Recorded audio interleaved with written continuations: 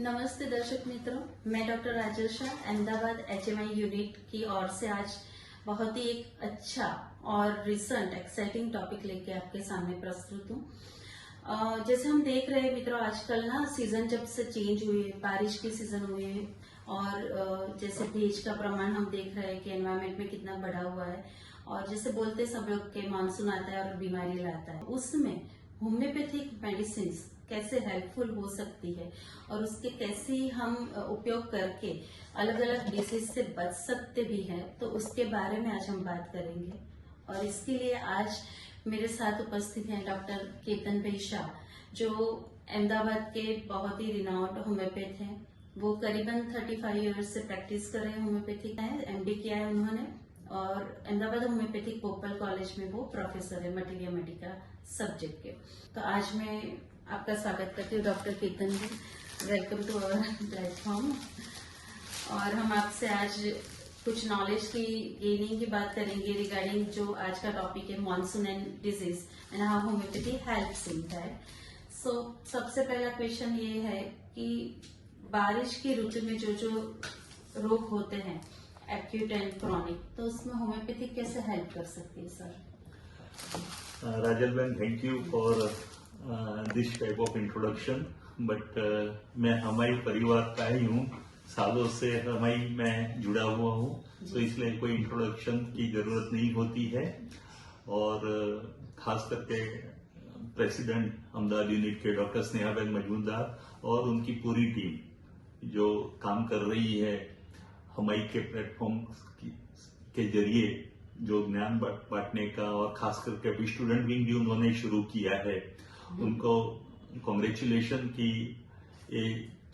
YouTube के माध्यम से लोगों तक होम्योपैथी का ज्ञान स्प्रेड कर सकते हैं।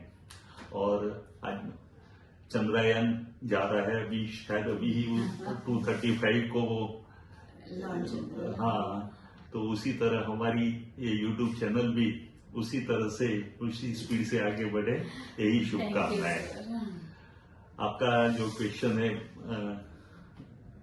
बरसात की मौसम में जो डिजीज होते हैं, तो सिर्फ जो फार्मर है वही राह देखते हैं ऐसा नहीं है। डॉक्टर्स भी, एक मजाक टोन में बोल रहा हूँ कि डॉक्टर्स भी ऐसा राह देखते हैं कि कब बारिश आए और कब बीमारी फैले और कब उनका बिजनेस चालू हो जाए, क्योंकि बहुत सारे जो रोग है वो ये बारिश की मौसम में ज्यादा होते हैं। सर्दी, बुखार लेके, और कुछ पेट के रोग, स्किन की तकलीफ है, बहुत सारे डिजीज ऐसे हैं कि जो पर्टिकुलरली यही सीजन में होते हैं, और उसके लिए होम्योपैथी बहुत अच्छे से काम करती है। तो जो सबसे अच्छी दवाई है वो मैं शुरू करूंगा डलका मारा, जो मेरी प्रैक्टिस में बहुत अच्छे से यूज करता हूँ। खास करके क्या होता है कि गर्मी और बारिश, इसका एक कॉम्बिनेशन होता है, तो जब भी आपको पसीना हुआ हो और आप तुरंत ठंड में चले गए या तो बारिश में भीग गए, तो उस जो चेंज ऑफ टेम्परेचर है, या तो दिन गर्म होते हैं, रात ठंडी होती है, तो ये जो चेंज ऑफ टेम्परेचर की वजह से अगर आपको सर्दी हुई, या तो बुखार आ गया, या तो पेट की तकलीफ हुई, या स्किन का प्रॉब्लम हुआ, उस सब में सबसे पहले डलका मारा हम सोचते हैं। मैं डलका मारा इस तरह का यूज करता हूँ कि जो लोग डैम्प वेदर में रहते हैं, जिसके घर में ऐसा एटमोस्फेयर लगता है कि सनलाइट कम आती है, या तो घर में उनके बेच टाइप ह्यूमिड एक एटमोस्फियर रहता है, तब डलका मारा सबसे ज्यादा, हाँ, बेसमेंट वगैरह में। और खासकर ये नोज ऑब्स्ट्रक्शन, जो इस मौसम में नाक बंद होता है, तब डलका मारा अच्छे से यूज होता है। इसलिए पेशेंट अपने नाक पर हाथ रख के उसको गर्म करने का ट्राई करता है। तो ये मेन मेडिसिन है डलका मारा। उसके अलावा भी जो रस्टॉक्स है, जो खास करके लोग बोलते हैं कि जब भी मौसम आती है बारिश की, बादल छाते हैं और मुझे जॉइंट स्पेन शुरू हो जाता है, तो जॉइंट स्पेन की ये बहुत अच्छी दवाई रस्टॉक्स है। इसके अलावा वो इन्फ्लुएंजा, फ्लू जो जिसको बोलते हैं, बारिश में भीगने से सर्दी हो गई, बुखार आ गया, और बुखार का इंडिकेशन क्या है कि मेनली मसल्स पेन होता है, तो उसमें ये मेडिसिन बहुत अच्छे से यूज होती है। उसमें पानी की प्यास ज्यादा लगती है। मैं जलसेमिन भी यूज करता हूँ, तो जैलसीमिया में क्या है, उसमें भी बुखार जैसा लगता है पेशेंट को, बॉडी एक होता है, लेकिन जैलसीमिया में प्यास कम है। और दूसरा एक जैलसीमिया का सिम्टम्स है ड्राउजीनेस, पेशेंट को सोने का मन होता है, बोलता है कि जब भी बुखार आता है मुझे नींद आती है। तो मैं जैलसीमिया यूज करता हूँ। और जब प्यास ज्यादा लगे और बॉडी एक हो और बारिश में भीगने की वजह से हुआ हो, और साथ में जैसे रेस्टॉक्स का सिम्टम है रेस्टलेसनेस, पेशेंट एक जगह पे बैठ नहीं पाएगा, वो अपनी पोजीशन चेंज करता रहेगा, तब रेस्टॉक्स यूज करता हूँ मैं। अच्छा, तो बहुत ही ब्यूटीफुली आपने समझा कि होम्योपैथी के पास कितना बड़ा स्कोप है। जैसे जैसे अगर पेशेंट बोल भी नहीं पाता है शायद या डिस्क्राइब नहीं कर पाता है, तो अभी ये सर ने बताया वैसे सिम्टम्स को हम ऑब्जर्व करके देख के भी होम्योपैथी का जो मेडिसिन देंगे तो उसमें हमें रिजल्ट मिलते हैं। तो सर ऐसा भी होता है कभी कभी पेशेंट को खुद को जैसे पता नहीं होता है कि ये शुरू है, जैसे आपने बोला बुखार में भी इन दिनों ऐसा नहीं है कि टेम्परेचर ही मिलेगा आपको, मसल्स पेन भी रहता है।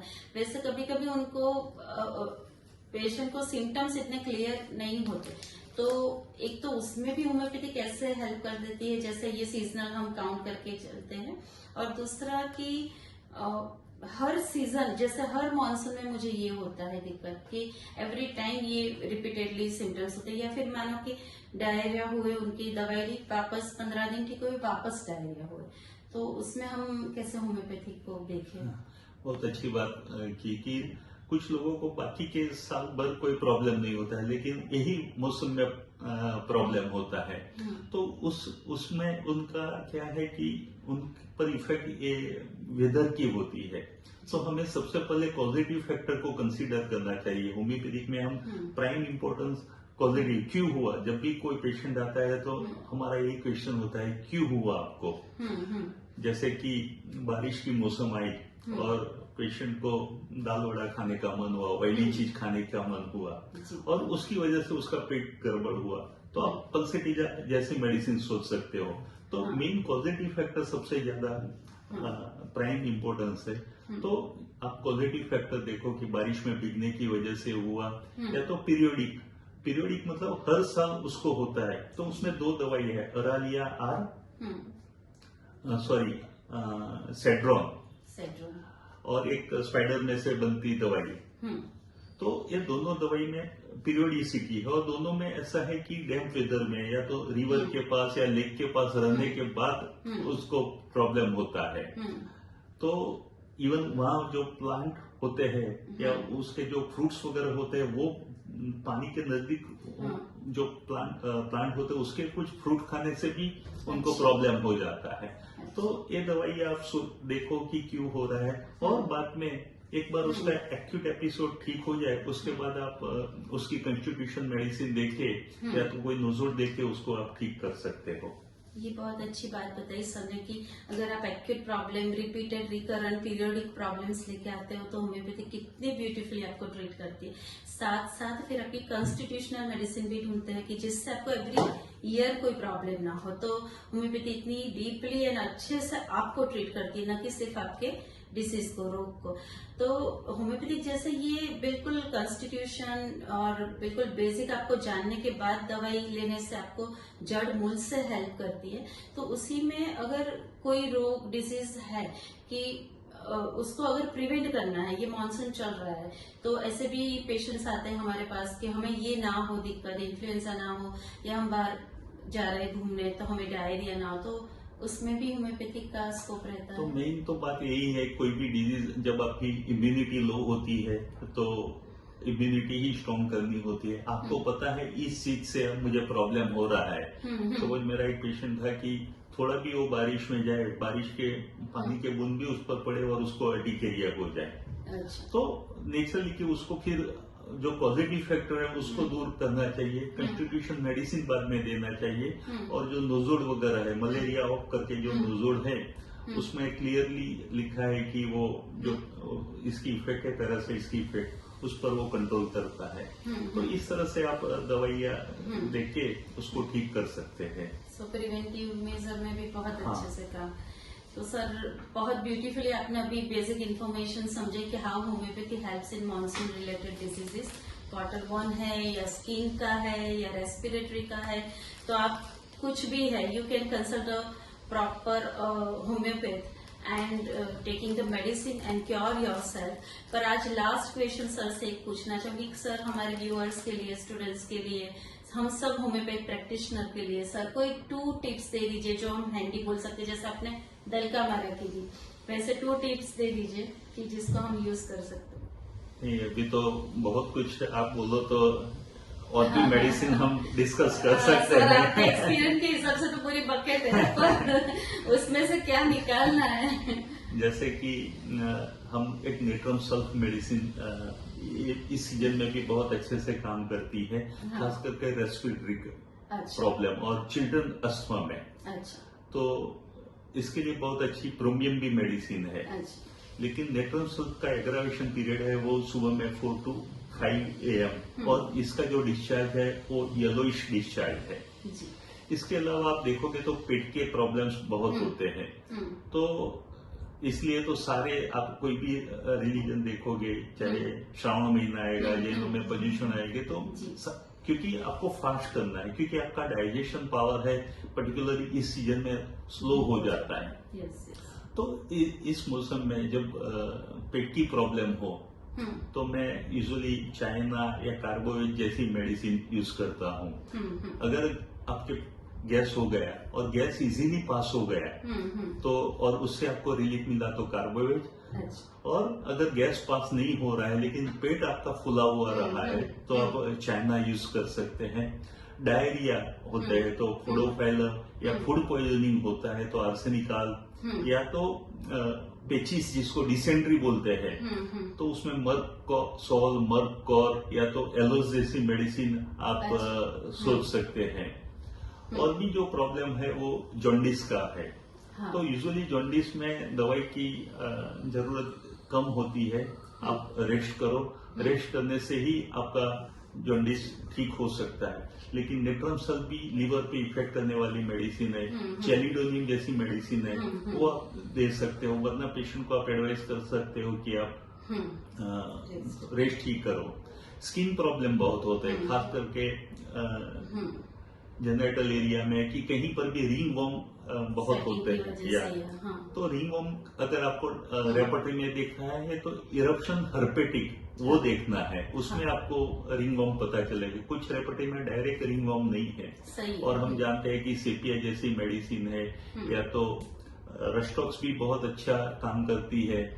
इसके अलावा टेल्यूरियम जैसी मेडिसिन। और एक मैं बताऊं कि पसीना होता है और पसीने की वजह से इचिंग होता है, रिंग वर्म होता है, तो एक कैंथरिस करके मेडिसिन है। कैंथरिस हम यूजुअली यूरिन सिम्टम्स में ही यूज कर सकते हैं, बट आप मेल जेनाइटल में देखोगे तो बिकॉज ऑफ द स्वेटिंग वहां पे इचिंग होता है। या तो स्क्रोटम पे अगर रिंग वर्म हुआ तो क्रोटोन टीक आप यूज कर सकते हो। क्रोटोन टीक हम सिर्फ डायरिया में यूज करते हैं, लेकिन क्रोटोन टीक का भी इंडिकेशन है।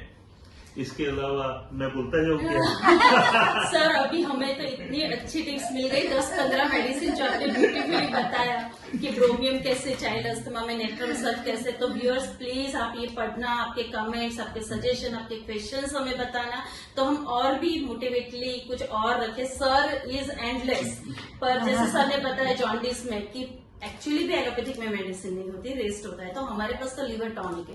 तो सर ने एक ही मेडिसिन के दूसरे एस्पेक्ट भी बहुत ब्यूटीफुली समझाया है। तो आप पूरा वीडियो देखिए, इसलिए हम यहाँ पे स्टॉप करते हैं। आपके व्यूज हमें चाहिए, आपके ओपिनियंस चाहिए, और आपने ये मेडिसिन यूज की तो कैसे रिजल्ट मिले, आपके लिए ये वीडियो बनाया गया है। पूरी HMI टीम, स्नेहा मैम, हर्षित भाई, मित्तल बहन एंड पूरी एग्जीक्यूटिव टीम ने बहुत मेहनत की है। Please do share and like. Thank you. Subscribe also, please. Thank you, sir. Thank you very much.